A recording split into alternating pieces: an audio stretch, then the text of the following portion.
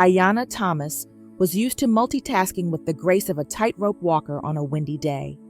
By day, she was a law student barely hanging onto her scholarship after a financial hit from a fraudulent safe investment she should have seen through. By night, she juggled jobs like juggling glass, tutoring, hostessing, delivery driving, anything to survive another semester without crumbling. Tonight, she was waitressing at Koji's, a sleek, upscale Korean fusion restaurant in Midtown. The lighting was warm, the clientele mostly cold, and the tips were usually decent. If the patrons weren't tech bros on silent dates or executives glued to their phones. She checked her wrist. Table 6 was still empty. Another no-show. Great. One more night of rent down the drain. Tayana, her manager hissed in a whisper. New walk-in. Table 3, VIP. Go. Smile. She forced a polite grin and grabbed a menu. Then she saw him. He wasn't just a VIP. He looked like he walked out of a luxury fashion billboard. Jet black hair styled effortlessly, suit tailored so well it could have been printed onto his body, and a bone structure that made you rethink evolution. His features were distinctly Korean, sharp, refined, but there was something soft in his expression as he stared curiously at the wall art, like a boy trying to read a foreign language. Good evening, she began, smoothing her apron. Welcome to Koji's. Can I get you started with something to drink? He looked up, blinking slowly, as if she'd interrupted a thought. Then, with an accent that was equal parts polished soul and foreign hesitance, he asked, Would you happen to have peach milk tea? Tayana blinked. No. This is a Korean fusion restaurant, not a boba shop. He nodded, thoughtful. Pity. That would have made it perfect. She raised an eyebrow, amused despite herself. If you're that determined, there's a tea place a block over. No, I like this place, he said smoothly. You're here. Her smile faltered. Excuse me? He waved a hand. Sorry, I meant you're attentive and not afraid to tell the truth. It's refreshing. She gave a cautious laugh. You're not from around here. Seoul, he replied simply. Changmin. Tayana. He extended a hand, not to shake hers, but to gesture for the seat across from him. Sit? She hesitated. I work here. I know, he said, but I'd like to make you an offer, not a weird one, he added quickly. It's my birthday. I came here for fun, not business. For once. Tayana tilted her head, unconvinced. What kind of offer? I have 7 days in this city. No meetings, no assistants, no business. I want to enjoy myself, eat good food, see what real life looks like here. But I don't know where to start. So, he leaned forward, voice low. Let me hire you, to make my week unforgettable. Her jaw dropped a little. You want to pay me to be your tour guide? I'll pay by the hour. Her brow rose. How much per hour are we talking? Whatever's fair, he said. You name it. No offense, but I'm not that kind of girl. He smirked. I'm not that kind of man. Silence. Then she said, You're serious? Completely. And you seem like the kind of person who could use the money but refuses to take a shortcut. Her chest tightened at how close he'd hit to home. Why me? Because you didn't fake smile at me. Because you didn't fawn. Because you look like someone who's fought to be where she is. She studied him. He wasn't flirting. He was sincere. 7 days, she murmured. 7,000 miles from home, he replied. Something flickered between them. A current. She exhaled. Fine, but I choose where we go. And no weird stuff. He smiled fully for the first time. It was disarming. Deal. The next morning, they met just after sunrise near the Brooklyn Bridge. She wore a beanie and gloves, hair puffing out in loose curls, eyes squinting from the wind. He wore sunglasses and a sleek overcoat, blending in like a Kdrama star lost on purpose. "You walk too fast," he muttered as she led him through the early morning crowd. "Keep up, birthday boy." He laughed. They spent the day wandering street art murals, eating hot dogs from street carts, and arguing over the best pizza slice in Brooklyn. He tried dancing with a street performer, failed spectacularly, and laughed until his stomach hurt. He bought cotton candy and got it stuck in his hair. Tayana didn't stop laughing for 5 whole minutes. By the end of the day, they sat side by side on a bench overlooking the water, eating dumplings. "This was fun," she admitted. "I told you." "You're weird," she muttered. "And you're honest," he replied. Their hands almost touched. Almost. Later. That night, back at the restaurant, Tayana cleaned up for her shift. Exhausted but smiling, she reached into her tip jar to count her night's earnings. Her fingers froze. Fanned between the bills was a thick envelope. Inside, $5,000 in crisp hundreds. Her heart stopped. She looked up sharply. The last person she'd served before break had been Chongmin. She marched out the door, nearly colliding with a delivery guy. Across the street, she spotted him just about to get into a sleek black car. "Chongmin," she called. He turned, surprised. "Tayana." She crossed traffic like a storm, shoved the envelope into his chest. "What the hell is this?" He opened it unfazed. "Payment? For what?" "For everything. Today. Your time, your energy, your truth."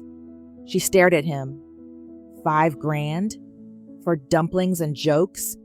He stepped closer, lowering his voice. "You don't know what today meant to me, but I know what money means to you, so I'll say it clearly." He placed the envelope back in her hand. "I pay for what matters." Then, with a small smile, he got in the car and was gone. Tayana stood in the street, stunned. The cold air wrapped around her, but her fingers burned from the warmth of that envelope. And for the first time in a long while, she wasn't sure if she was dreaming or just waking up. By the 3rd day, Tayana had stopped pretending she wasn't enjoying herself. Changmin wasn't what she expected, at all. She thought he would be cold, arrogant, maybe entitled, and in truth, he was all those things in certain moments. But somehow beneath it all, he was also curious, observant, and surprisingly thoughtful. He asked questions, real ones. He paid attention when she spoke, sometimes too closely, like he was storing every word like gold. And when he smiled, it disarmed her in ways she wasn't ready for. One afternoon, Midtown.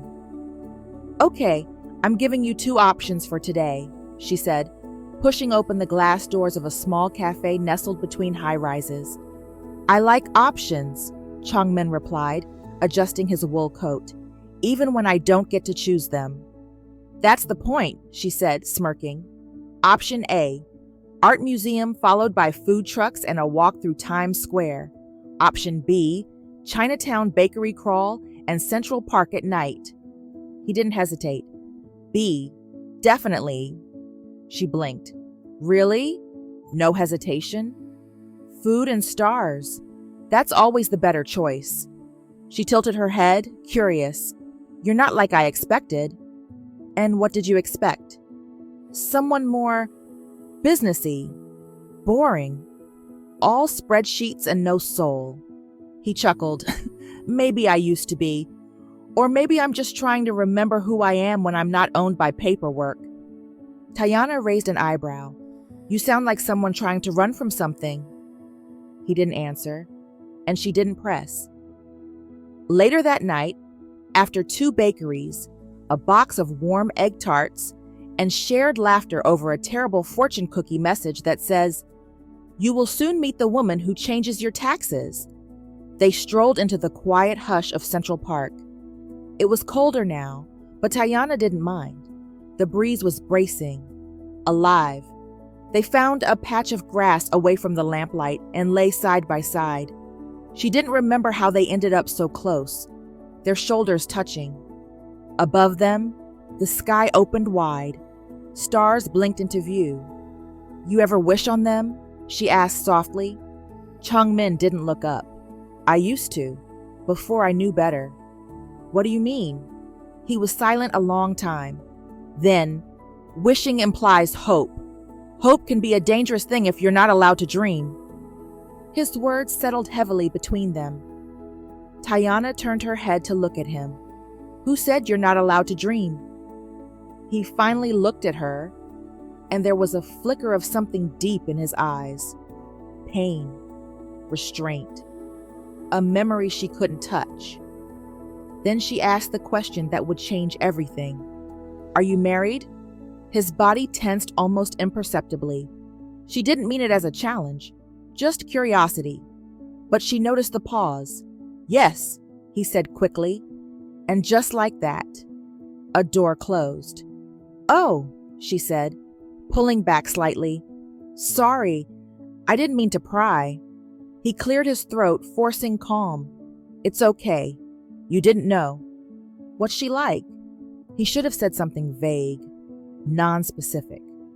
Instead, he let his heart speak. "She's strong, speaks her mind, has eyes that hold storms and still somehow offer peace." He swallowed. "She's warm, smiles like she's been through fire but still finds reasons to laugh." Tayana blinked. The way he said it made something ache in her chest. "She sounds amazing." He looked back at the stars. "She is." She smiled softly, unaware. "Is she Korean?" He hesitated. "Yes." Another lie. She nodded, silent, and he hated himself for it. He walked her to her building in Queens, even though she insisted she was fine. They stood at the gate, lingering like neither one wanted the day to end. She tucked her hands into her pockets. "Thanks for today." "I should be thanking you," he said. "No," she replied. "You're the one paying." He frowned. "That's not why I'm grateful." She looked up at him, wind teasing her curls. "Then why?" "Because I haven't felt this free in years." She smiled. So did he. And then he said quietly, "I'll see you tomorrow?" "Yeah," she said, biting her lip. "You will." They spent the next day wandering bookstores, trying international snacks from a street market, and even riding the Staten Island ferry at sunset, just for the views.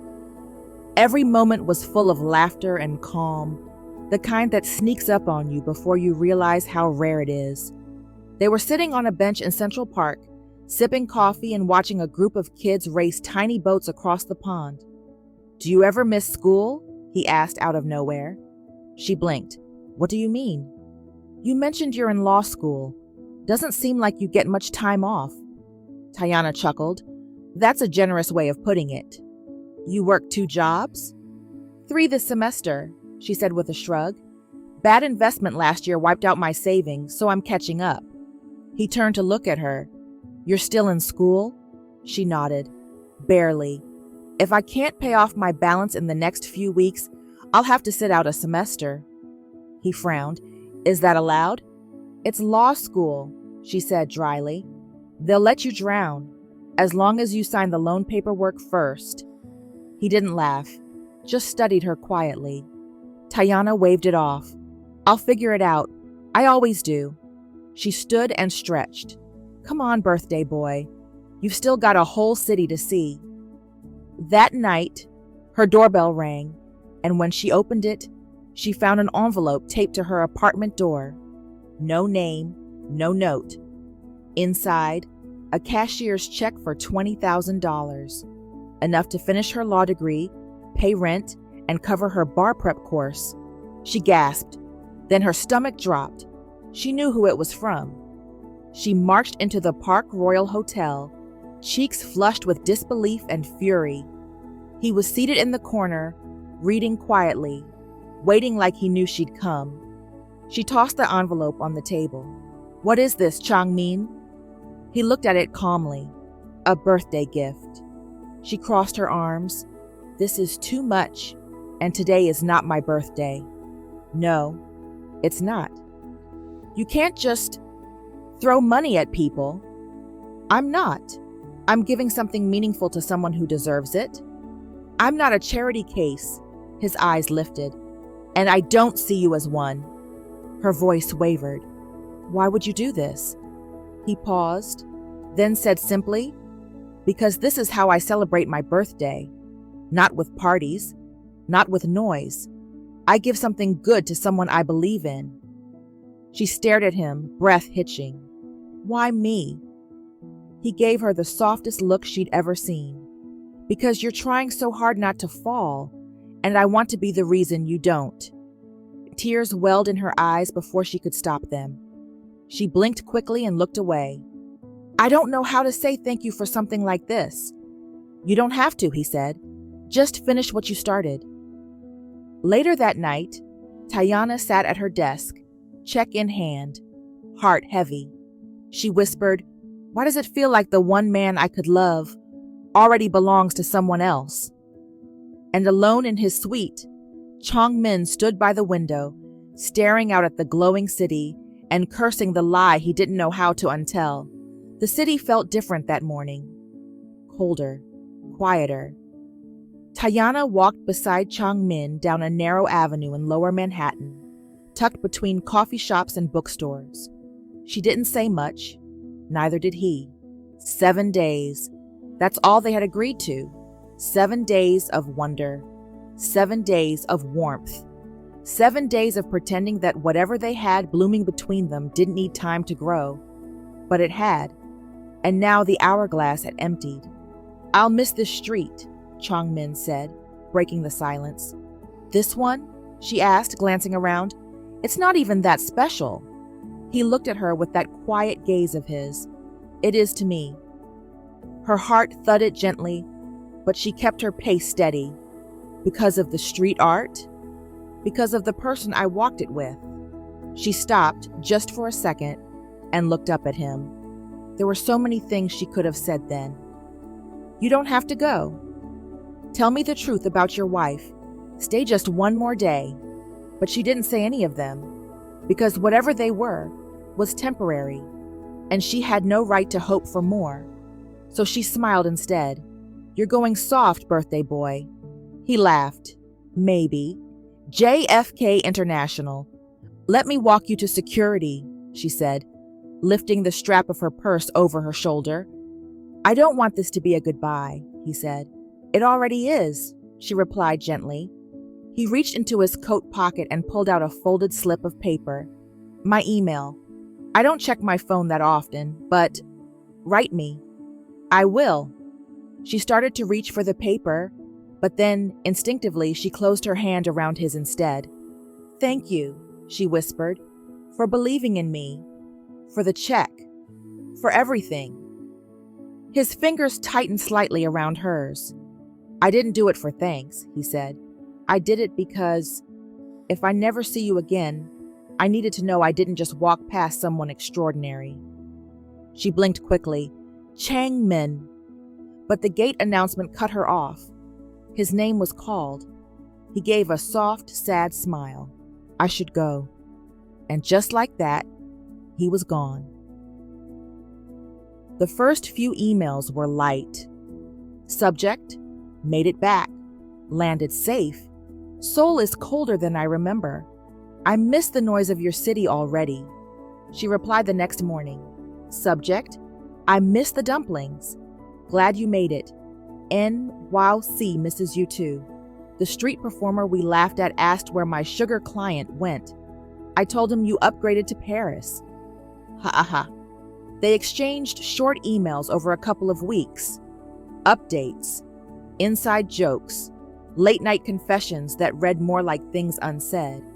And then, nothing. No reply to her final message. Subject: Hey, just checking in.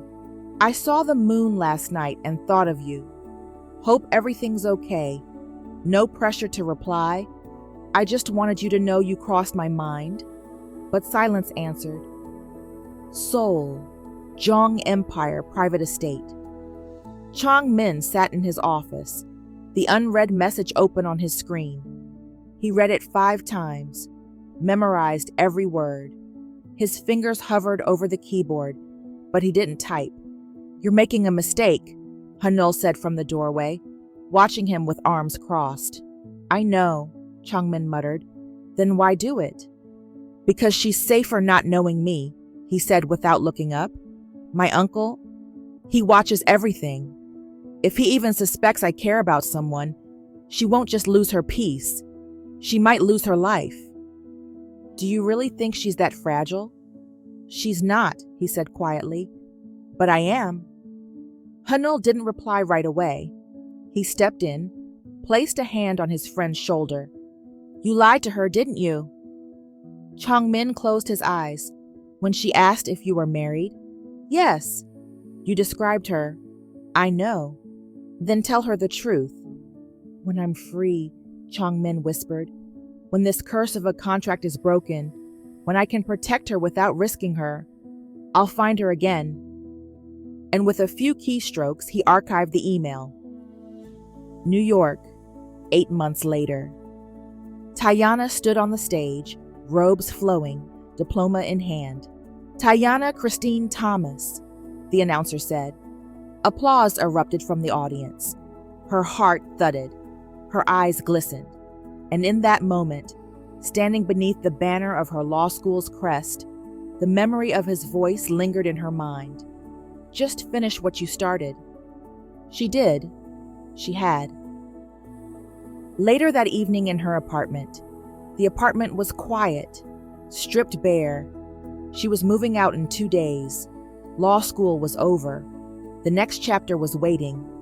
But tonight was for reflection. She sat on the floor of her room, surrounded by half-packed boxes, her graduation gown still draped over the arm of the chair, and in her hand was his email address, still written in his handwriting. She stared at it for a long time, then whispered, I hope you're okay, Chongmin. She didn't know if he would ever read her words again, but the wind outside whispered through the open window, carrying something soft and hopeful with it. And though she didn't realize it yet, he never stopped reading. He just couldn't risk replying. Some 3 years later, Manhattan, Tayana stood before a wall of windows on the 27th floor of Preston and Bell Global Legal Group, watching the sunrise stretch over New York like a promise. Her black curls were let loose, her tailored blazer sharp, her heels silent on the marble floor. She had become everything she'd promised herself she would be. A graduate with honors, a licensed attorney, and now the youngest associate at one of the most prestigious international firms in the country. But still, she hadn't led a case, not on her own. She was always assisting, always observing, always promising she was ready, and still being told, wait your turn, Miss Thomas. Her turn never seemed to come.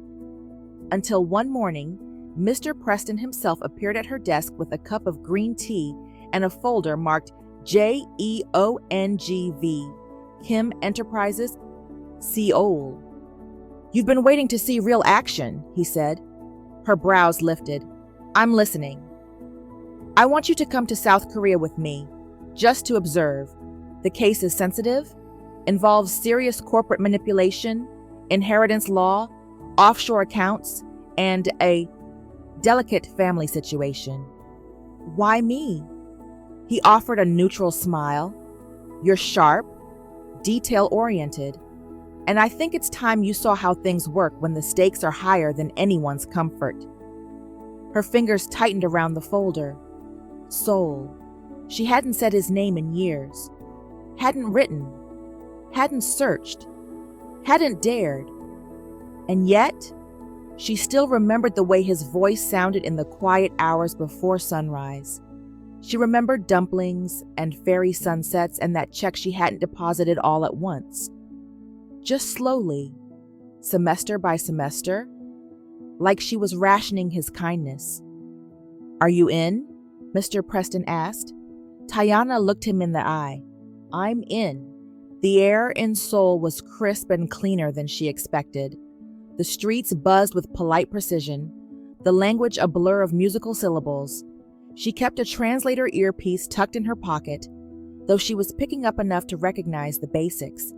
She wasn't here for tourism. This was business. The firm's Seoul branch was sleek and minimalist, a towering glass structure with silent elevators and emotionless receptionists. Still, something about being there stirred her nerves.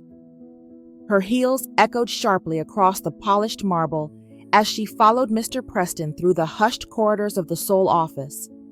He was already mid-conversation with another senior partner when he handed her a thick case file without looking up. "Sensitive case," he said curtly. "Massive stakes, been festering for years. $1 billion fallout. Read fast. We prep at noon." Then he was gone. Tiana stepped into the spare glass-walled office, the city skyline shimmering beyond her reflection. She dropped her bag on the chair and flipped the folder open. Case name: Jungmin Jung versus Kim Jung-soo. Subject: petition to revoke guardianship contract and inheritance clause. Plaintiff: CEO Jungmin Jung. Jung Group Holdings. She froze. "No! No!" Her eyes darted to the top corner of the file. A clipped ID photo stared back at her. Sharp suit, expression unreadable. But she knew that face. Chong Min, older now, harder, but it was him. Her breath hitched. She had to sit. 100 emotions clawed their way up her throat, but her training held. Focus. Read. Her fingers flipped through the first few pages. Handwritten Korean documents, certified translations, legal summaries. Guardianship contract signed March 7th, year 2012. Age of plaintiff at signing 16. This agreement assigns temporary corporate and estate control of Jung Group Holdings to guardian Kim Jung-soo until the minor heir reaches 30 years of age or is deemed fully capable by both the guardian and corporate board. Clause 7b. Conditional inheritance. Clause: in the event the heir marries or fathers a child prior to the official release of guardianship, all assets, titles, and legal authority shall revert permanently to the guardian without contest. Clause in question: grounds for alleged forgery and legal invalidation. She blinked. It read like a snake coiled in ink, cold, deliberate, and lethal. Her hands trembled slightly as she skimmed the margin notes. Plaintiff claims he was unaware of Clause 7b. Clause was not an original draft. No surviving copy of original contract. Only uncle's version submitted. Possible alterations suspected post-death of parents. Her pulse stuttered. She looked again at the signature date. He was 16, a minor, an orphan, alone. And Uncle Kim had buried him alive in ink. She whispered aloud, stunned. He was never supposed to fight back, but now he was, after all these years. And she'd been brought into the fight. Outside the office, she stepped into the hallway for air, gripping the folder like it might vanish. Mr. Preston walked past and paused, noticing her expression. "You all right?" he asked. She cleared her throat. "I've heard of this company before. Jung Group. I just didn't expect to see it on this case." Mr. Preston's eyes narrowed slightly, but he nodded. "It's a messy legacy. You'll see once we meet the client. Smart man, cold, controlled, but he's backed into a corner."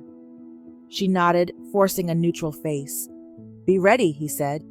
"He doesn't trust easily." She bit the inside of her cheek.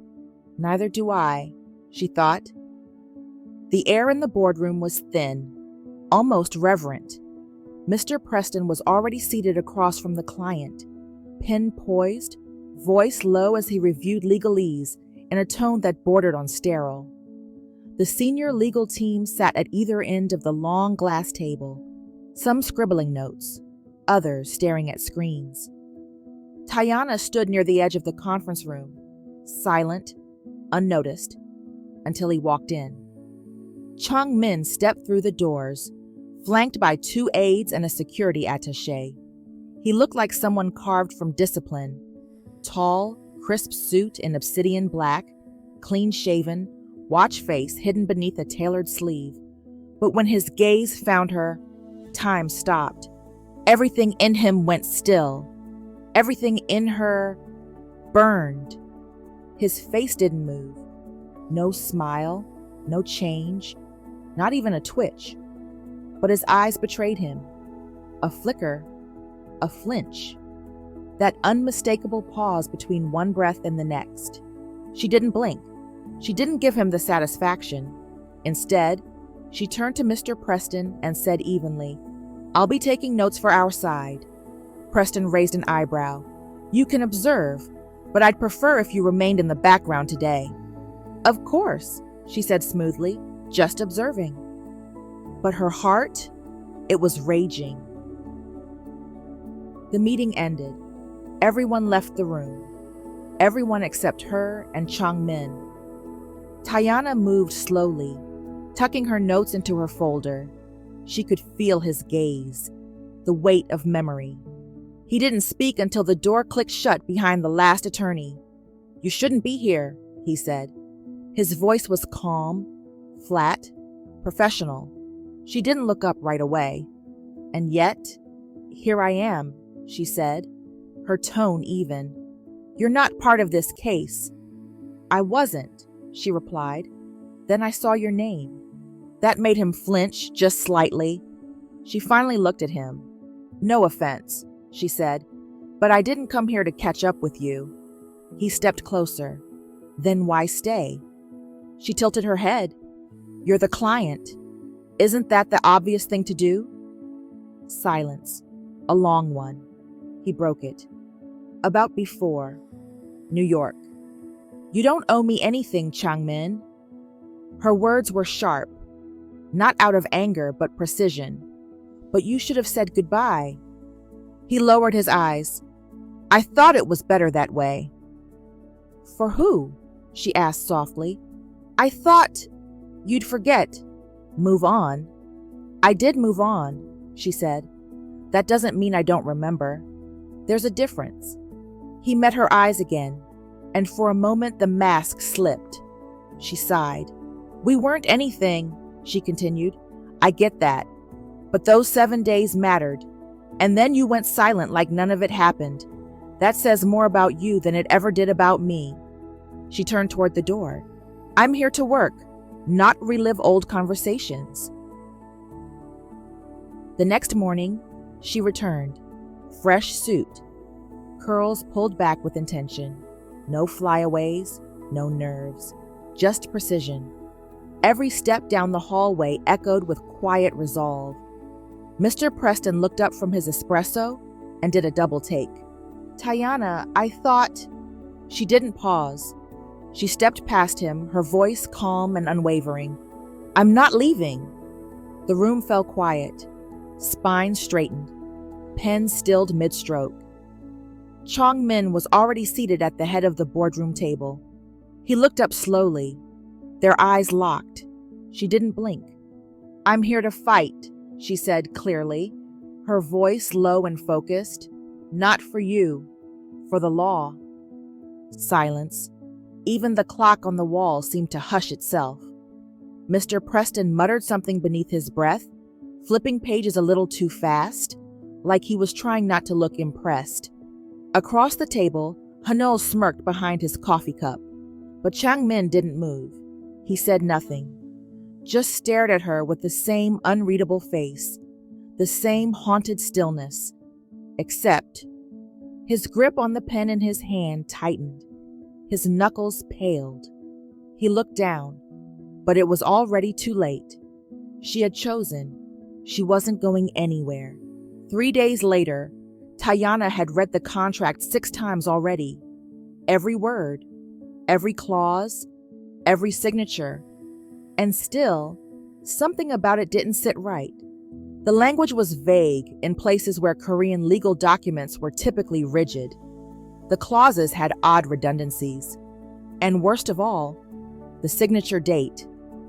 She leaned closer under the desk lamp, tracing the fine printed timestamp beneath Chongmin's name. Signed, March 7th, 2012. The ink was clean, too clean. Her eyes narrowed. That would have made him 16. Later, that afternoon, Tayana stepped quietly into the archive wing of the Seoul office. Most of the attorneys were still at lunch or in closed-door meetings. She didn't need much time. She carried her binder, legal pads, and a few sticky notes she had carefully translated into Korean overnight. But she wasn't looking for records. She was looking for Hanul, and she found him just where she expected, leaning against a cabinet, eating dried squid jerky, glasses perched low on his nose, flipping through 2 different case files at once. "You came back," he said without looking up.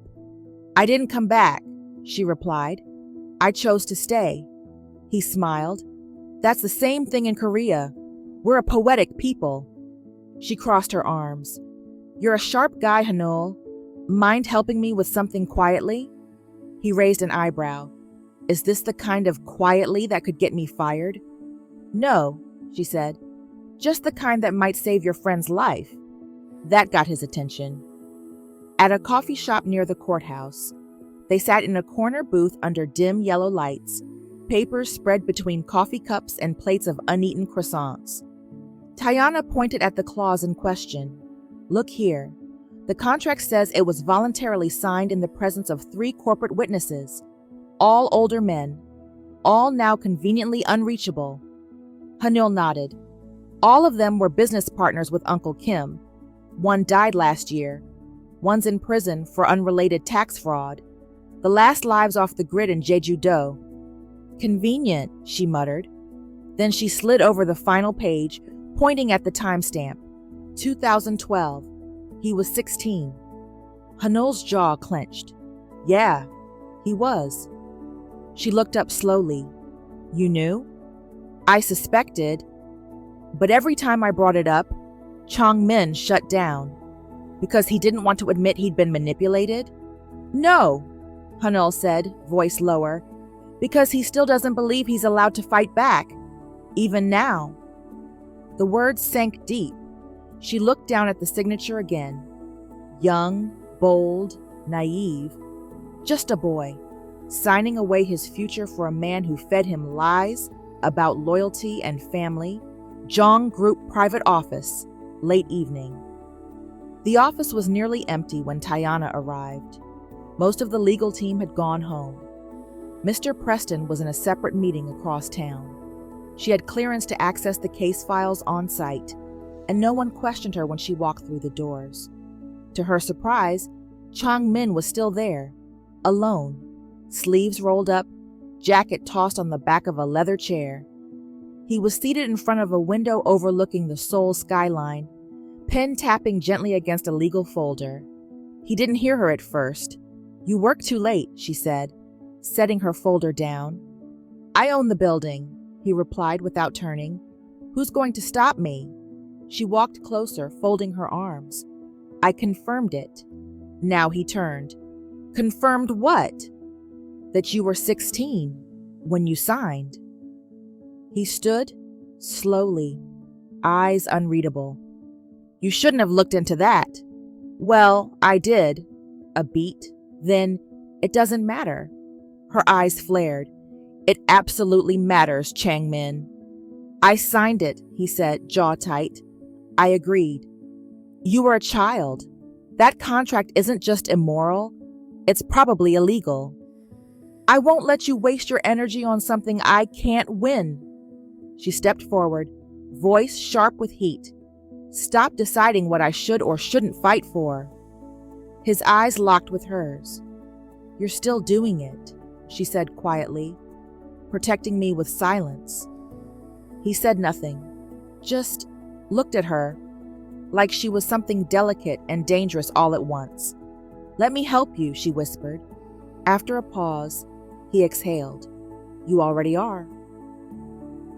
That night, in the archive room, they stayed late, together. Pages spread across the table, coffee growing cold, arguments flaring into laughter and back into silence. For the first time, it wasn't just work.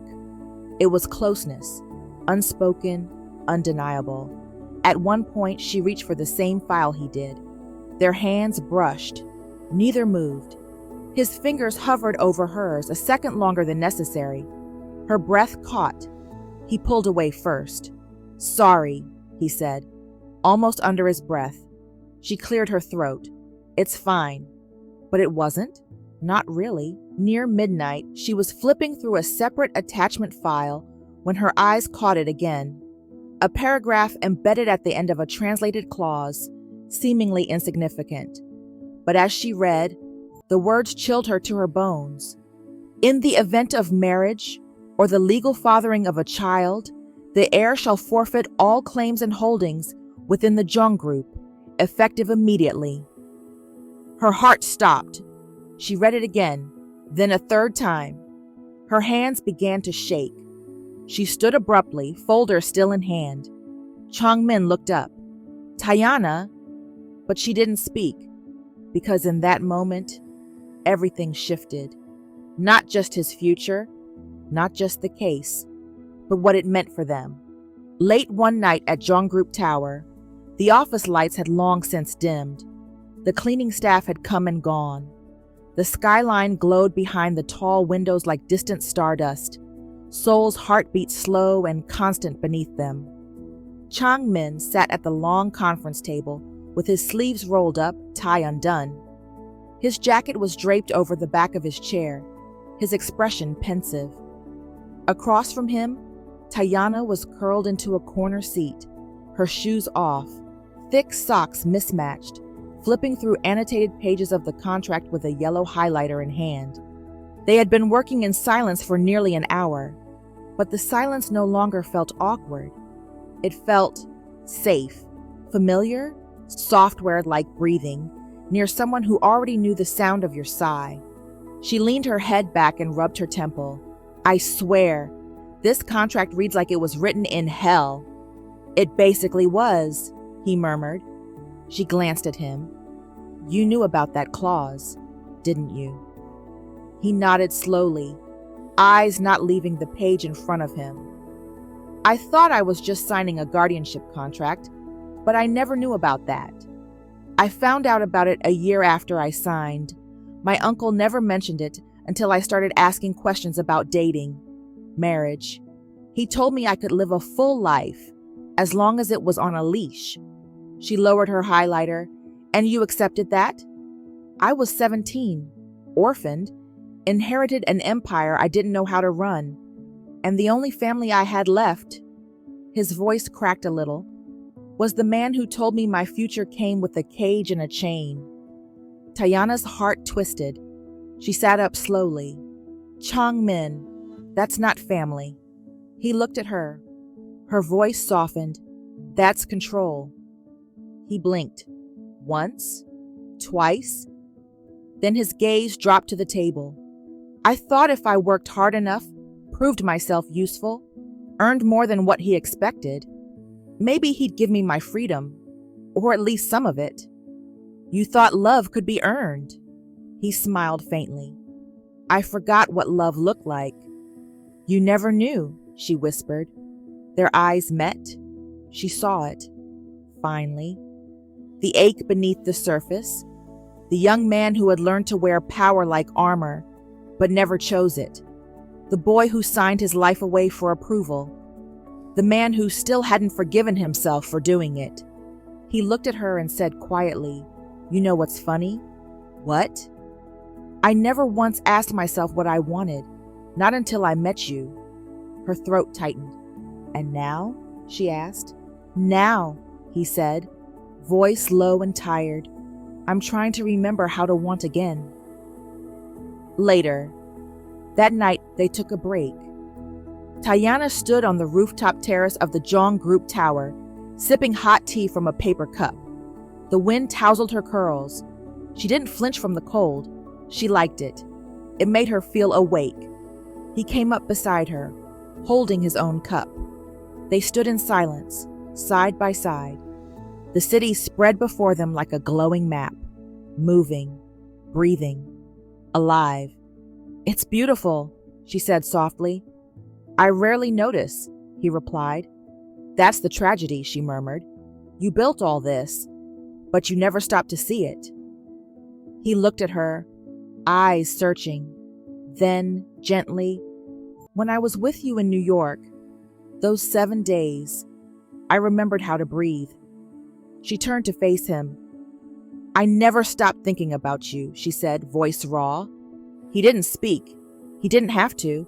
He just looked at her like she was something holy, something he never thought he could reach again.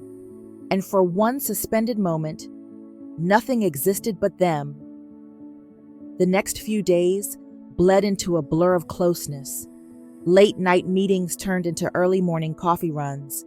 She brought in mandu from a street vendor one night, and they shared it over blueprints and legal reports, their hands brushing again and again. He didn't pull away this time. Laughter came more easily. So did the quiet. They didn't kiss. They didn't touch. But the longing, it was undeniable. Each moment was a brushstroke of something neither of them dared name, but both felt like fire beneath the skin. One night she returned to her hotel, cheeks still warm from a joke he'd whispered in the elevator. She smiled to herself as she unlocked the door, dropped her files on the desk, and kicked off her heels. The room was dim, safe. She walked to her bed and noticed the envelope resting against the pillow. Her smile faded. No name, just typed words on plain paper. She picked it up, her pulse beginning to race, unfolded it, read it. Withdraw from the case and disappear. She stared at the words. Her throat went dry. No signature, no stamp, no fingerprint. Just a message, a warning, a threat. She sank onto the bed, still holding the note. Her fingers trembled, but her jaw tightened. And in that dim, sterile room, the girl who once worked 3 jobs just to finish school began planning how to bring down an empire. Tayana didn't sleep. The note stayed on her nightstand, untouched since she read it, typed in bold, sterile black, like whoever wrote it had no intention of bluffing. Withdraw from the case and disappear. She didn't tell security. She didn't call the police. Instead, she dressed in navy slacks and a gray blazer, tied her curls into a low knot, and walked into the Jong Group's legal floor like a woman who hadn't been threatened at all. Because fear didn't have room in the fight she'd already committed to. 1 hour later, "Who gave this to you?" Chong Min's voice was sharp, not cold, not controlled, but tight, scared. He gripped the note between 2 fingers like it might burn him. Tayana stood with arms crossed, unmoved. "It was in my hotel room," she said simply.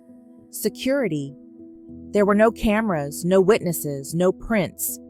He exhaled hard, stepping back. "You shouldn't have come here." "I am here because I needed to be." "No, you don't," he snapped. "This isn't your war." Her jaw tightened. "Then why does it feel like it is?" He turned away, pacing toward the window. "If something happens to you, I won't be able to live with it." She walked toward him, slow and certain. "You helped me become who I am, Chong Min," she said. "When I couldn't afford to finish school, when I doubted my worth, when I was just trying to keep the lights on and survive. You gave me more than money. You gave me a reason to believe I could win." She paused. "So let me be who I became." He turned to her, and for a moment, the man before her wasn't the CEO of a global empire. He was just a man in pain. "Don't ask me to let someone I care about suffer," he whispered. "You don't get to protect me out of guilt," she replied softly. "You're not my shield. You're my client." and I'm not afraid. Silence. He closed his eyes. You should be. Later that day, Hanul met him where he always did when things got too loud, on the rooftop garden of the tower, a private haven filled with stone benches and bonsai trees, a remnant from Changmin's mother's designs. He found Changmin sitting on the bench, suit jacket discarded, tie loosened. She told me about the note, Changmin said. Hanul nodded. And? I should have stopped this before it got this far. Hanul took a seat beside him. You mean you should have fought years ago? I mean I should have never dragged her in. Hanul turned. You didn't drag her in. She walked into it, like a warrior. Changmin didn't respond, so Hanul leaned forward. You're not a boy anymore, Hyung, he said, voice firm. You're the only one who can end this. I don't know how. You do, Hanul said. You just forgot. Silence. Then Changmin whispered, What if I lose everything? Then you lose, Hanul said simply. But at least you'll know you didn't bow. That landed. Hard. Later. That night, Tayana had gone back to the office alone. The building was mostly dark, quiet except for the hum of lights over the legal floor. She sat cross-legged in the archive room, digging through files Mr. Preston had tried to bury behind digital firewalls and non-relevant categorization. She found it tucked behind a scanned will, an earlier draft of the infamous family clause. Her eyes scanned the text and froze. Marriage and fatherhood shall result in forfeiture of all shares and rights to Jong Group. But then she saw the date, and her heart stopped. April 2013. She flipped back to the original contract, signed March 2012. It didn't make sense, unless the clause had been added after the original signing, and the original document had been retroactively doctored. Her hands began to tremble as she opened a digital audit file she'd retrieved from the server with Hanul's help. Access history, edited by Preston M. May 2013. Her breath caught. No. Her eyes scanned again. Clause inserted per family advisor request. Chain of evidence secured. Legal objection bypassed due to parental death. Her knees went weak. Mr. Preston had helped insert the forged clause. He'd known. He'd lied. He'd brought her here under the guise of mentorship to clean up a mess he'd helped create. Tayana closed the folder, stood in the dark room and whispered, he didn't just sign his freedom away. They stole it from him. And now, she wasn't just fighting for justice. She was going to expose everything, even if it meant turning against the man who gave her her first shot. Preston and Bell, Soul Branch, early morning. The office smelled like new paper and old secrets. Tayana stood in the glass-walled conference room as Mr. Preston entered. His posture was confident, almost smug, dressed in his usual beige suit that made him look less like a legal titan and more like someone trying too hard to blend in. She didn't smile. He paused as he approached the table. You asked for a private meeting? Her fingers tapped the folder in front of her. Her voice was ice. I found the original contract audit file. He stopped moving. I also found the revision log and your signature, dated a year after the contract was signed. He said nothing at first.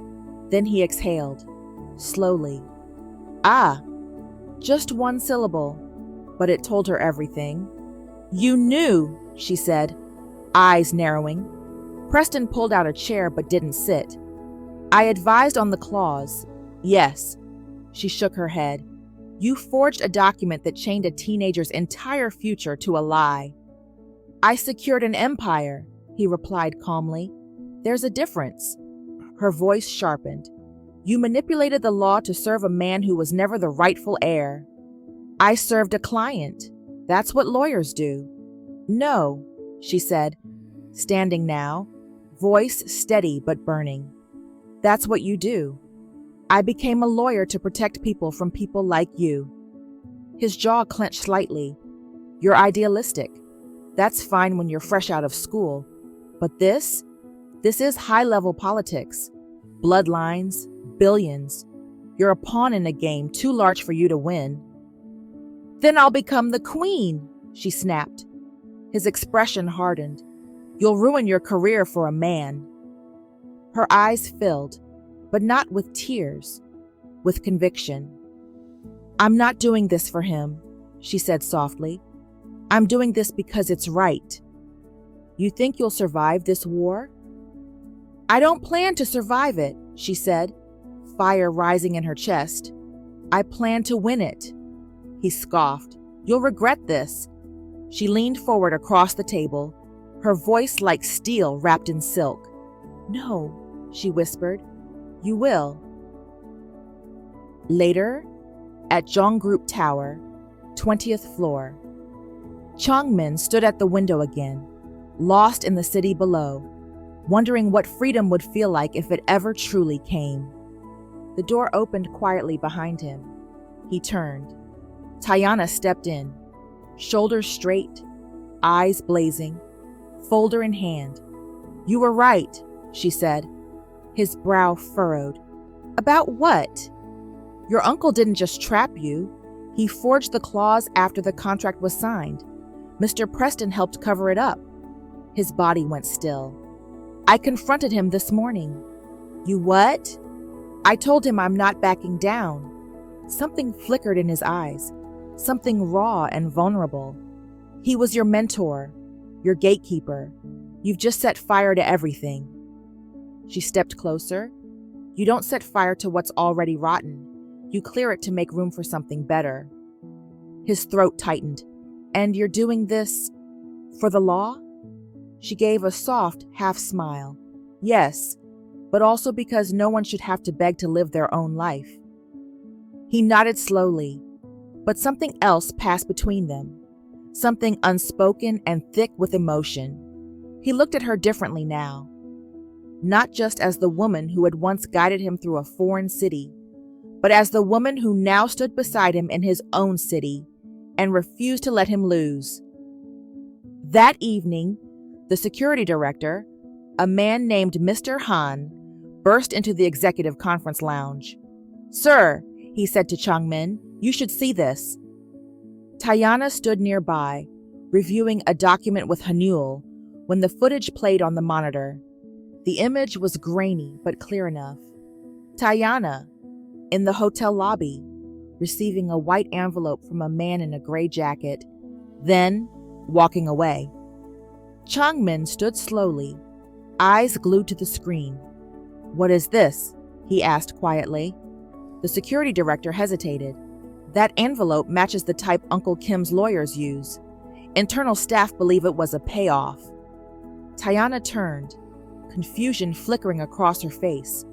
What are you talking about? Someone leaked this morning to the press, Mr. Han said. The tabloids are already speculating you've been compromised. That's not true, she said, stepping forward. That envelope. There's no proof. But she stopped, because the look in Chongmin's eyes had shifted. That storm cloud of distrust, of fear, of heartbreak. You think I took a bribe? She asked softly. He didn't answer. That was worse than a no. She took a step back. You really believe I'd betray you? After everything? Silence. He opened his mouth, then closed it again. And that silence split something inside her. She turned and walked out without another word. And for the first time since they'd met, Chongmin wasn't afraid of his uncle. He was afraid he'd just lost the one person who never asked for anything except the truth. Jong Group, legal floor, 2 days later. The office had gone silent where Tayana was concerned. Her desk, once stacked with files, coffee cups, and sticky notes with half-translated legal terms, now sat in cold order, cleared, not because she chose to step back, but because she had been benched. Preston hadn't spoken to her since the confrontation. Chongmin hadn't spoken to her at all. not even a glance in the hallway. She sat alone in the break room, a cup of untouched green tea in front of her, hands clenched in her lap. Around her, whispers buzzed. She took something. She got paid off. Preston's golden girl? Tainted? No one had said it to her face, but she heard every syllable behind closed doors. And still, she said nothing. Because the only person whose voice mattered hadn't defended her. Not once. Chang Min's office. Later that day, the video played again on the screen. Frame by frame, Tayana, the envelope, the man in gray. She hadn't tried to explain.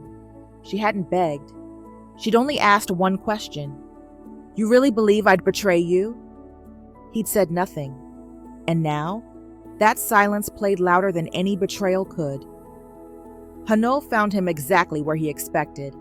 Seated beneath the withering bonsai tree, tie loosened, eyes vacant. "You're a coward," Hanul said. No preamble.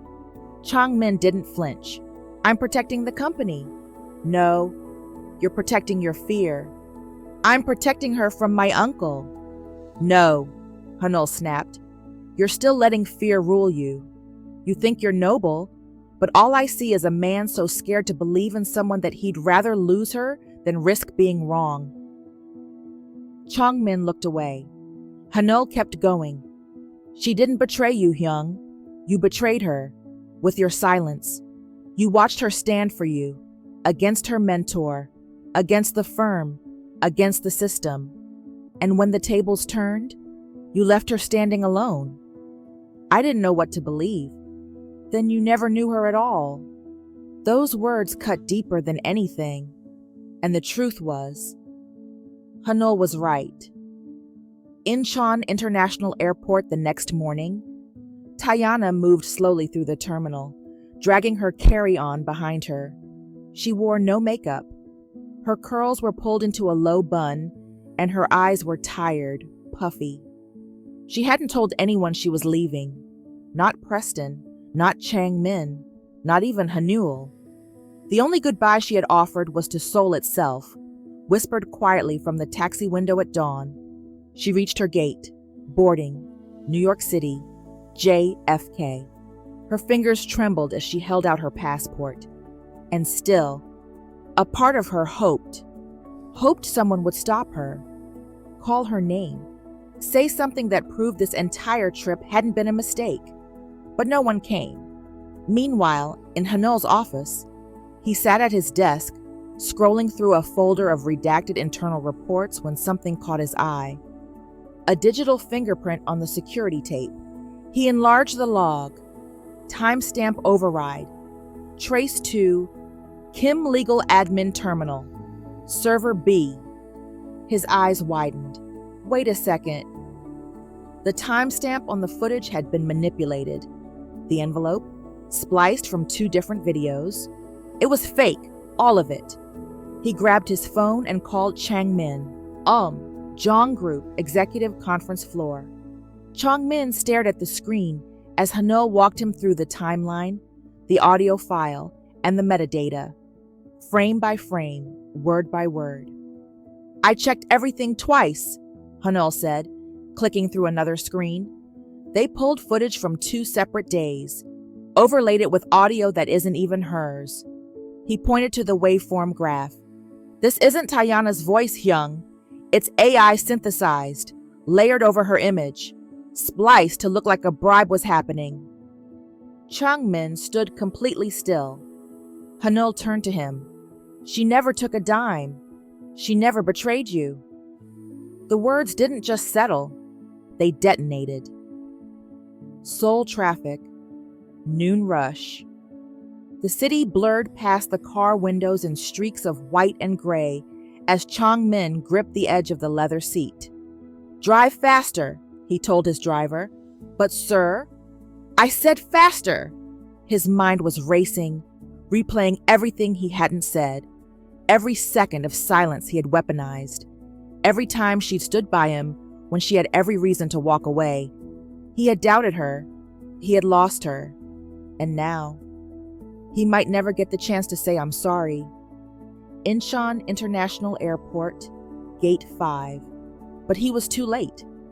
He stood in the waiting area, chest heaving, eyes scanning the terminal, only to find her gone. His shoulders slumped. She was already in the sky, thousands of feet away from the future they might have had. "Sir," the desk attendant called behind him. He turned. "Are you looking for Miss Thomas?" His heart nearly stopped. "She's still here?" The woman nodded. "She's not boarding. She asked to be escorted back through security. Something about a legal claim." He didn't wait to ask more. Seoul Legal Tribunal, Office of International Filing. Tayana stood at the counter with her back straight, handing over documents to the clerk. Her eyes were clear now. No tears, no softness, just purpose. The evidence she carried was digital, hard and indisputable. Proof that Uncle Kim's team had manipulated her image, her voice, her integrity. She wasn't filing for protection. She was filing charges. "For the record," she said to the tribunal clerk, "I'm not withdrawing. I'm pressing forward. This isn't just retaliation. It's obstruction of justice." "Understood, counselor," the woman replied, stamping the files. Behind her, the door opened. She turned and saw him. Chang Min stood there. No security, no assistant, just a man stripped of pride, wearing a look she'd never seen on him before. Remorse, real, raw. They stared at each other in silence. Then she said, "You came." He walked toward her slowly. "I saw the proof. I told you I didn't betray you." "I know," he whispered, "and I'm sorry I ever believed you could." She let out a long breath. "I don't want your apology," she said. "I want your trust." "You have it," he said. Finally. Completely. She studied him. "Are you going to keep running?" He shook his head. "No," he said. "Not anymore." Her expression softened. "I'm not running either," she said.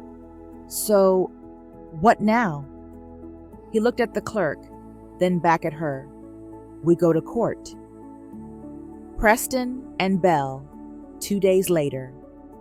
The conference room was full when she stepped inside.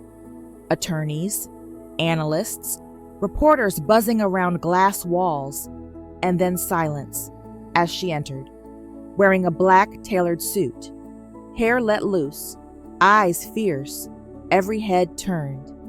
And in the seat at the head of the table, Mr. Preston slowly rose, as if someone had struck him. "She's not part of this case," he said quickly. "She's been compromised." "No," a clear voice said behind her. Chang Min entered, stepped up beside her. "Tayana Thomas will lead this case from here forward, with my full confidence, with my full authority, and with every resource Jong Group has." Preston's jaw tightened. "You're making a mistake." "No," Chong Min said calmly. "I'm correcting one." She stepped forward, took her seat at the head of the table, laid her files down, and said, "Let's begin." Outside the conference room, reporters gathered as whispers began spreading through legal circles across Seoul. Jong Group was no longer just fighting for an empire. They were fighting for truth, and at the center of it all was a woman who had once been dismissed, doubted, and discarded. Now, she was leading the charge. Seoul High Tribunal, 9:15 a.m. The courtroom was packed, wall to wall with attorneys, reporters, corporate watchdogs, and cameras dressed as people. There were murmurs in Korean, English, Mandarin, legal jargon, and scandal spinning through every aisle. All of Seoul was watching. At the defendant's table, Uncle Kim sat with his arms folded, wearing a black suit and the expression of a man who had never been told no in his life. Beside him, his legal team. 5 men in tailored suits, all older, all smug. Tayana stood at the plaintiff's table, alone, not a shadow behind her, not even a paralegal. just her binder, her notes, her breath, and her truth. Behind the glass, in the gallery, Chong Min watched. His hands were clenched together. He didn't blink. 10:04 a.m. Opening salvo. The opposing counsel stood first, an older man with a slight sneer and gold cufflinks. He walked slowly to the center. "Your Honors," he began, bowing. "Before we proceed, we must ask the court to reconsider allowing Ms. Tayana Thomas to serve as lead counsel on this matter." Tayana didn't move. She is not licensed in South Korea. She has minimal courtroom experience, and, most importantly, she is not neutral. Her personal involvement with the plaintiff compromises her objectivity. The judge looked over the rim of his glasses. "You are aware this is a civil hearing, not a criminal trial?" "Of course, Your Honor," the man said smoothly. "But given her race, her foreign status, and her lack of cultural familiarity with Korean corporate law, I simply feel this court deserves representation that aligns more respectfully with our tradition." There was a beat of silence, a sharp intake of breath from someone in the gallery. But Tayana didn't flinch. She stood and calmly walked to the center. "Your Honors," she said. Her voice rang clear and precise, like a tuning fork. "My legal credentials have been verified by the Seoul Tribunal under international treaty. My record is clean. My integrity has already withstood a smear campaign designed by the very party accusing me now." She turned, locking eyes with the opposing counsel. "And I will remind this courtroom that tradition should never be an excuse to exclude truth." Gasps, whispers. The judge raised a hand. "We will allow her to proceed." The opposing attorney sat down slowly, his face red. 11:46 a.m. Crossfire. They tried everything. They brought up her past, her being orphaned, her student loans, her lack of ties to Korea. One attorney even tried to cite an old article that misquoted her during law school, claiming she once said she didn't believe billionaires could ever be ethical. "Did you say that, Miss Thomas?" he asked. Tayana smiled. "Probably," she said. "I was 20, broke, and reading Marx. I'm older now, and today, I'm suing a billionaire's uncle for fraud. So I'd say my career path speaks for itself." Laughter broke out in the courtroom. Even the judge cracked a smile. The opposing attorney's mouth tightened. 1:12 p.m. The moment she took over. It wasn't just her intelligence that silenced the courtroom. It was the fire, the precision, the way she stood in heels like armor, voice steady as steel, and dissected the contract line by line, exposing every inconsistency, every blurred date stamp, every clause that had no legal foundation. The projector screen glowed behind her, displaying the infamous Clause 7B. "This clause," she said, tapping the highlighted section with her pen, "was not present in the original version filed in the internal company archive. In fact, it uses terminology that wasn't introduced into Korean commercial law until 4 years after this contract was signed." Gasps murmured through the gallery. She let it sit, then turned to the judge. "Your Honor, this isn't a clause. It's a trap, forged, hidden, and weaponized to ensure the plaintiff would never reclaim what was his by birthright." She held the court in a chokehold of calm. Even Mr. Preston, watching from the defense bench, stopped scribbling notes. She turned the page and brought up Article 62 of Korea's Civil Act. Her pronunciation was flawless, her delivery searing. "This is not just bad business. It is the systematic silencing of an orphaned minor, a child who signed this document weeks after burying both his parents, a child who, by Korean law, could not consent to legally binding corporate forfeiture without independent counsel, which he never had." Her voice cracked slightly then, but she didn't stop. She walked back toward the jury box, her heels echoing in the silence. "Today, that child is a man a CEO, a leader. But make no mistake, this isn't about boardrooms or bank accounts. She raised the document in one hand, high, visible. This is about dignity, legacy, and a family empire held hostage by fraud. Her eyes flicked to where Changmin sat in the gallery. He didn't move, but his jaw clenched, hard. Tayana turned back to the judge, calm fire in every syllable. And today, that man is no longer asking for permission to breathe. Changmin, watching from the gallery, couldn't take his eyes off her. Not because she was defending him, but because she was so clearly standing on her own. She didn't need him. She had become everything she once dreamed of being. Strong, brilliant, free. And in that moment, he didn't see a lawyer. He saw the woman he'd once met over dumplings and skyline walks, now commanding a courtroom like it was built for her. His chest ached with something more than gratitude, pride and love. 2:43 p.m. The bombshell. Uncle Kim hadn't spoken all morning. He whispered to his lawyer now. A nod, then the lawyer stood. We have additional evidence we'd like to submit, Your Honors. A final will, signed by Jung Dae-won, the plaintiff's father, discovered just this week in a private vault. He walked forward and handed it to the judge. This document overrides all previous transfers. It states that the entire Jung Group is to be handed to Mr. Kim Jong-soo upon the plaintiff's marriage or assumption of fatherhood. The room exploded. The judge pounded his gavel. People shouted. Reporters leaned over benches. Someone gasped loudly in the back row. Tayana stood frozen. A will? At this stage? That's not possible, she whispered. But the page looked real. Signed, dated, stamped. The judge squinted at the papers. We will recess to examine this evidence. The courtroom emptied in chaos. And Tayana was left sitting in the middle of the room, breath caught in her throat. Outside the courthouse, Uncle Kim smirked at the cameras. Beside him, his legal team posed with the will. And somewhere in the crowd, a whisper began to grow. What if the will is real?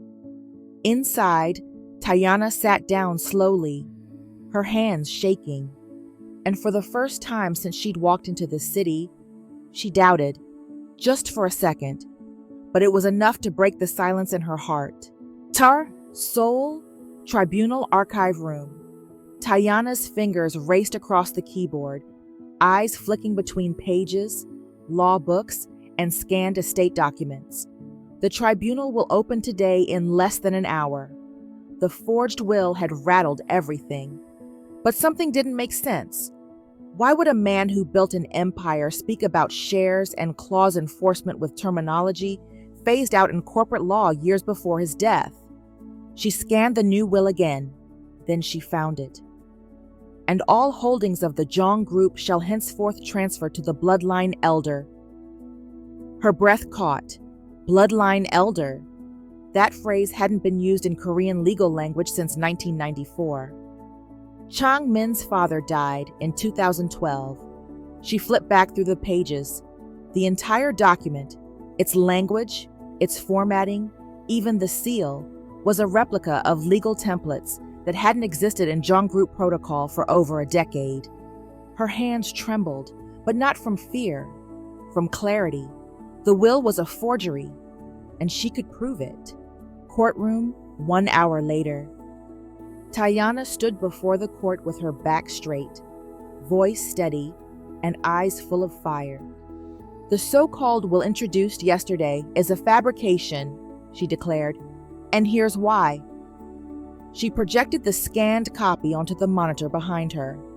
This phrasing, she pointed, was abolished from Jong Group inheritance documents in 2001. The formatting hasn't been in use since the company underwent its corporate restructure in 2007. And this seal, she tapped the corner, was phased out 5 years before the testator's death. She turned to face the court. No legitimate document written by the late Jung Dae-won would use outdated legal terminology, an obsolete seal, and formatting protocols that were abolished during his lifetime. Gasps echoed through the room. The judges conferred quietly among themselves. Chong Min said nothing, but his gaze never left her, not once. That evening, private garden. Zhong Group Tower. The sun had barely set. The sky bled lavender and gold behind the glass walls of the rooftop garden. Tayana stood near a bonsai tree, her hands gripping the stone railing, the city humming quietly below her. She heard him before she saw him. His footsteps were quieter now, measured, almost cautious, like he wasn't sure if he was welcome. "I thought you might come," she said without turning. "I wasn't sure I deserved to." She turned then, slowly, and the weariness on his face told her everything. This wasn't the polished CEO the world saw. This was the boy who lost his parents too young, who learned too early that silence could buy survival. She didn't speak, so he did. "You saved me," he said softly. "No," she replied. "You did that yourself." He shook his head once. "I had money, power, but I was still chained." He looked at her, eyes heavy but clear. "You didn't just fight the case. You reminded me I could want something again, not just endure." She swallowed hard, then he said it, barely above a whisper. "I was afraid." She met his eyes. "Of what?" He hesitated. "That if I let myself care for you, I'd remember what it felt like to live, and I wasn't sure I could survive losing that." Silence, and then she said, "You didn't lose it. You left it." His breath caught. She took a step closer. "You didn't run from me to protect me. You ran because you were afraid to hope." He didn't deny it, didn't defend it, just nodded once. He reached up almost hesitantly and brushed a loose curl from her cheek. His touch was reverent, like she might vanish. "You stayed," he whispered. "You believed in me," she whispered back. And in that breathless stillness, he leaned in. So did she. And when their lips finally met, it wasn't rushed or reckless. It was a kiss of relief, of truth, of everything they'd buried behind duty and pride and fear. It was slow, earnest, full of longing, and full of trust, the kind of kiss that felt like starting over. As they pulled away, foreheads resting gently together, Tayana smiled through her tears. "Now what?" she whispered. He smiled back, hand still cupping her face. "Now we finish what we started." Final day of trial. The courtroom was thick with tension, like the air itself was holding its breath. The lead judge cleared his throat and began reading the decision, his Korean formal, slow, and sharp as a blade. After thorough examination of the documents, testimonies, and digital records presented by both legal teams, the court finds that the inheritance clause, stipulating the forfeiture of Zhong Group upon marriage or fatherhood, was not lawfully executed. A rustle swept through the room. The clause was not signed under legal consent, nor does it align with the statutes governing corporate succession under Korean law. Tayana's heart thudded. And as such, the judge concluded, the clause is hereby rendered void. All holdings, shares, and rights shall be returned to Mr. Jongmin Jong, effective immediately. From the back row, a loud crack echoed, Uncle Kim slamming his palm against the table. The bailiff was already moving. Furthermore, the judge continued, in light of evidence regarding document forgery, fund embezzlement, and malicious obstruction of inheritance, the court issues an immediate arrest warrant for Mr. Kim Jong-soo. Gasps broke across the room. Kim stood abruptly. "This is outrageous. I built this company while he was still a child." "No," Chong-min said calmly from his seat. "You poisoned it while I was grieving." The officer stepped in. Kim shouted as he was cuffed, but it no longer mattered. The court had spoken. Justice had landed. Outside the courthouse, cameras flashed. Microphones jutted forward like spears. Mr. Zhang, how does it feel to regain your empire? Do you plan to restructure the board? Will you be prosecuting anyone else? Tayana stood quietly beside him, hands folded in front of her. Her eyes scanned the crowd with caution. Chang Min took a breath and then stepped to the microphones. There was a time, he said, voice steady, when I thought freedom meant walking away. Today, I understand something deeper. Freedom isn't just about escape. It's about ownership of your truth, your legacy, your voice. Reporters scribbled. Some paused. I didn't win this case alone, he said. I stood on the shoulders of people who believed in me when I forgot how to believe in myself. He turned slightly, eyes locking with Tayana's, and said into the mic, I stand here because of my attorney, Tayana Thomas. She froze. The crowd shifted. She fought for me when no one else would. She faced threats, isolation, and sabotage, and she never once backed down. She didn't just defend me in court, she reminded me who I was supposed to be. He didn't break eye contact. She is the reason I'm free. That evening, Zhang Group headquarters private boardroom, Chang Min sat at the head of the table, but this time the seat didn't feel like a trap. It felt like a decision.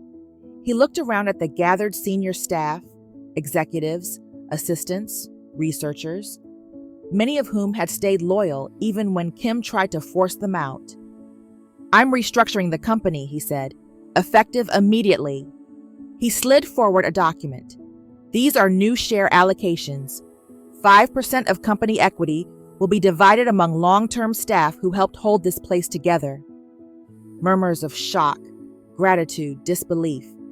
Zhang Group has always been about legacy, he continued, but from now on, it will be about people. A round of soft applause rose, and for the first time in his life, Chang Min smiled freely in that room. Rooftop terrace. That night, the sky above Seoul was velvet black, scattered with stars. The rooftop garden was quiet.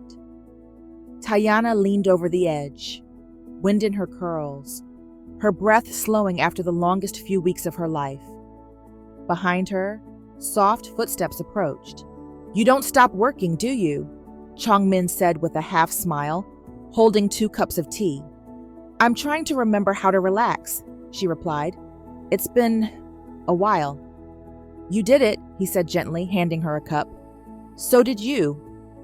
They clinked their cups quietly. For a moment, they said nothing. Just stood in the quiet peace of a life they had both nearly lost.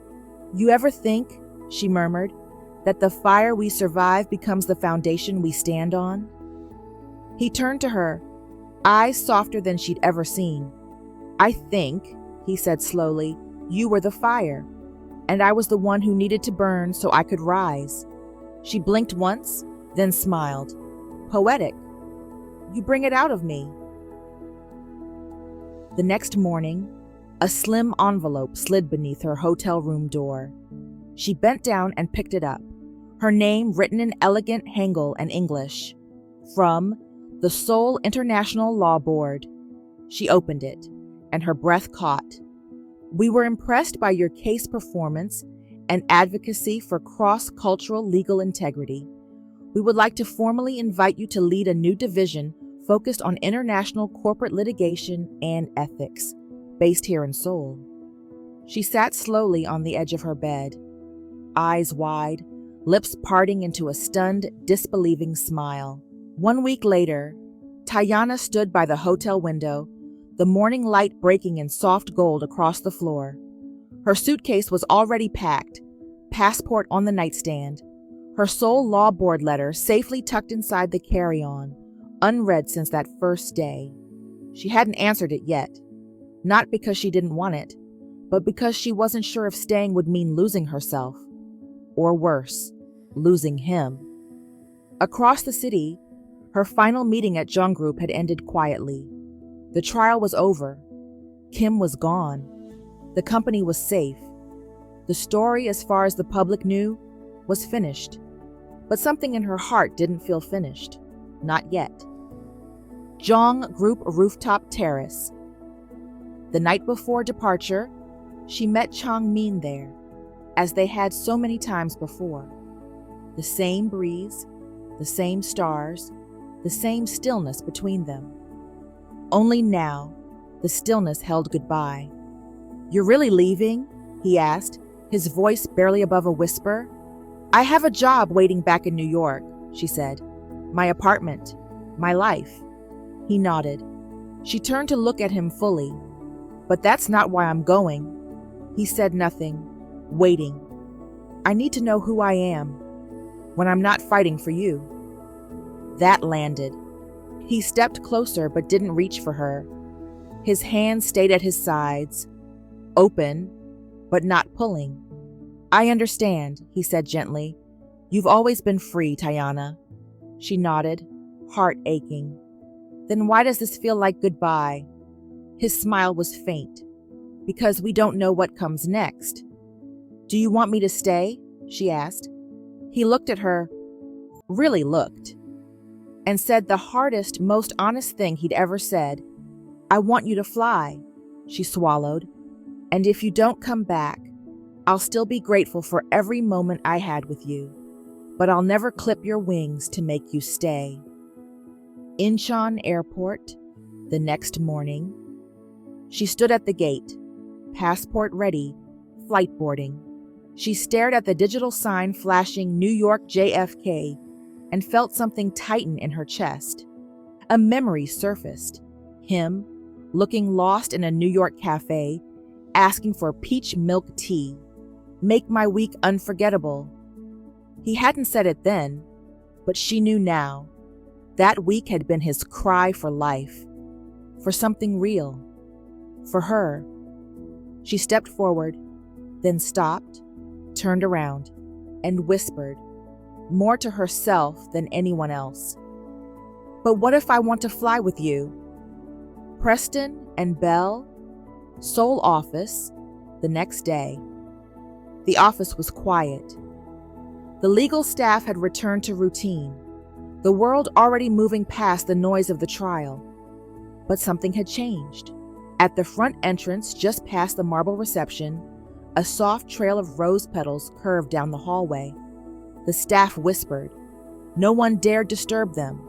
She followed them, slowly, heartbeat quickening with every step, until she reached the small conference room they'd once fought for meeting space in. Inside, the lights were low.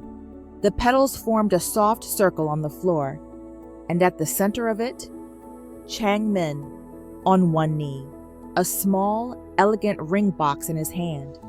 But his eyes, more vulnerable than she had ever seen them. "You don't belong to me," he said, voice low. "You never have. You belong to your purpose, your voice, your calling." Tears welled in her eyes. "But if there's room in your future for me, then I'm asking you not to fight alone." She stepped forward, closer. He looked up, eyes searching hers. "Will you fight with me?" he asked softly. "For the rest of our lives?" She stared down at him, tears slipping free, heart thudding like a drum. And then she nodded, smiling through her tears. "I never stopped." Spirits und Schießhaus et Quarter. Jong Group Tower. The sky stretched wide above them, painted in strokes of lavender and gold, as if the heavens themselves had been called to witness. The rooftop garden was quiet. No music, no guests, no extravagant flower arches or chandelier setups. Just soft petals on the floor, a few candles flickering in the gentle evening breeze, and love, raw, earned, real. Changmin stood at the altar in a dark, perfectly tailored suit. No tie, no grand embellishments, just a single silver pin at his lapel, shaped like a phoenix. Tayana stepped onto the rooftop in a simple ivory dress that caught the wind like silk in flight. Her curls were let loose. No veil, no diamonds. Only a smile that could break and rebuild any man. Hanyul stood between them with a small book in his hand, wearing a grin he tried to hide behind his dignity. "Okay," he said, clearing his throat. "This is weird, but it's also beautiful. So let's make it quick before I start crying." Tayana laughed. So did Changmin. And just like that, they were already home. The vows, no microphones, no crowd. "I didn't know what freedom was," Changmin said softly, holding both her hands. "Not until I met you. You reminded me I could live without permission, that I could choose, that I could love." His voice broke slightly. "You're not just the woman I love. You're the one who pulled me out of a prison I didn't even realize I was in." Tayana's eyes were full. She took a breath. "I didn't come here to save anyone," she whispered. "I just followed the fire, and I watched it grow, stronger, brighter. You were never the broken one, Changmin. You were always the storm that was learning how to become rain." He closed his eyes for a moment. She smiled, tears slipping down her cheeks. "I choose you," she said, "free, fierce, and forever." Hanyul wiped his eyes behind his sleeve. "Ahem," he muttered, "by the power not really vested in me, but definitely recognized by the Seoul Civil Registrar." He grinned. "I now pronounce you married." They leaned in, and the kiss wasn't loud or long. It was certain, the kind of kiss that didn't need an audience, because it was never for show. It was for them. 3 months later, Seoul District Courtroom. Tayana stood before the court again, but this time it wasn't billion-dollar empires or dynastic contracts. It was a custody case. A young girl, no older than 10, sat quietly behind her with tear-stained cheeks and a tattered notebook in her lap. Across the aisle, a legal team in gray suits whispered strategy. Cold, detached. Tayana's voice rose above them. Sharp, warm, unwavering. "This isn't just about legal rights," she said. "It's about stability. It's about love. It's about protecting a child from being passed around like a burden when she should be treated like the blessing she is." The judge listened. The opposing counsel shifted, visibly uncomfortable. And in the back row of the courtroom, wearing a navy coat and holding a single white lily he had picked from the rooftop garden that morning, Changmin watched. His eyes never left her. Not once. Outside the court, she stepped through the doors, briefcase in hand, heels tapping softly on the stone steps. He was waiting at the bottom. No words at first, just pride in his eyes, that soft half-smile he wore only for her. "Well?" he asked. "I didn't need to yell once," she said, smiling. "I think I'm maturing." He chuckled. "You were perfect." She leaned into him, resting her head on his chest for a moment. His arms wrapped around her easily, like they were always meant to. They stood there a while, not rushed, not chased, not haunted, and then they walked down the steps together, free, equal, in step. He leaned close as they reached the car and whispered with a smile, "You weren't just my lawyer, Tayana. You were my liberation." She looked up at him, glowing. "And you?" "You were my reminder that love, when chosen freely, is the most powerful verdict of all. Soul." 4 years later. The apartment wasn't grand, not by Jong Group standards anyway. It was a penthouse, yes, but not one dripping in chandeliers or velvet. Instead, sunlight spilled across wood floors. There were houseplants on every windowsill. Colorful picture books lined the lower shelves. Tiny socks clung to the edges of the laundry basket like confetti from a day well lived. And in the middle of the living room floor, surrounded by wooden blocks, a tiny girl giggled wildly as her father tried and failed to build a stable tower. "Appa, it's leaning again," she squealed, clapping her hands. Chang Min frowned at the tower with grave disappointment. "I think the giraffe block is unstable." "It's not the giraffe," she said seriously, hands on her tiny hips. "It's your wrist."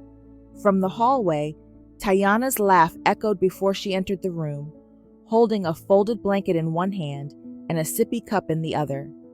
"She's your daughter," she said with a grin. "All that CEO logic and she's calling you out." "Disrespect," he muttered playfully. "Truth," Tayana teased, kissing the top of her daughter's head before joining them on the floor. The little girl, curly hair tied up in two lopsided puffs, turned and climbed into Tayana's lap, curling like a kitten. "Oma," she mumbled. "I'm here, baby." Chang Min sat back, watching the two of them with the softness that hadn't dulled in 3 years. He still hadn't gotten over it. The fact that she came to Seoul, the fact that she stayed, the fact that she fought, the fact that now somehow they shared not just a name, but a life. Later, that evening, it was the same rooftop, still quiet, still home. Only now, a small blanket was laid out under the stars, and a sleepy toddler snuggled between them, cradled in Tayana's arms. "I never imagined this," she whispered. He looked at her. "The rooftop?" "No," she said, smiling. "The peace, the joy, you, her, all of this." He reached out and gently ran a hand over their daughter's soft curls. "You gave it to me. We gave it to each other," she said. "No more chains, no more courts, just choices." A breeze drifted by. Their daughter stirred, then settled again. Chang Min leaned closer. "She has your fire," he whispered. "And your stubbornness," Tayana replied. They sat there in the hush of night, surrounded by everything they'd once only dreamed of, not because it was perfect, but because it was theirs. Tayana stood in court again months later. This time, her baby girl in the gallery beside Chang Min, watching as her mother defended a mother seeking asylum. Her voice was steady, her presence fierce, and when the judge ruled in favor of the woman, giving her and her child a path to stay, to live, to begin again, Tayana smiled through the tears she never let fall in public. And in the crowd, Chang Min stood with his daughter in his arms. Their eyes met. He mouthed one word, "Home." The end.